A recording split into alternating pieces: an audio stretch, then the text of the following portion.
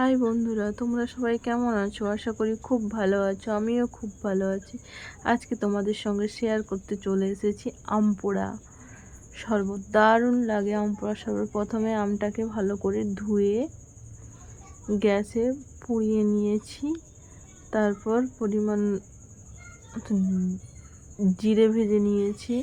দিয়ে আমগুলো ঠান্ডা হয়ে গেছে, ভালো করে জলে ধুয়ে এগুলো ওই খোসাটা ছাড়িয়ে নিচ্ছি। খোসাটা ছাড়িয়ে নিয়ে এবারে দেখো খোসাটা আমার ছাড়ানো হয়ে গেছে। এবারে জল দিয়ে দিচ্ছি। জল দিয়ে পরিমাণ মতো নুন দিয়ে দিয়েছি। আমটাকে ভালো করে মেখে নিয়েছি। এবারে পরিমাণ মতো চিনি দেবে। তোমরা যে যেরকম চিনি খেতে চাও সেরকম চিনি দেবে। এবারে জিরাটা ভেজে রেখেছিলাম সেইটাকে গুঁড়ো করে ওই আম পোড়ার ইটাতে দিয়ে দিলাম। আম পোড়ার শরবত রেডি। তোমরা এই গরমে এটা খেতে পারো, খুব ভালো লাগবে খেয়ে। এর মধ্যে বরফ দিয়ে দিলাম।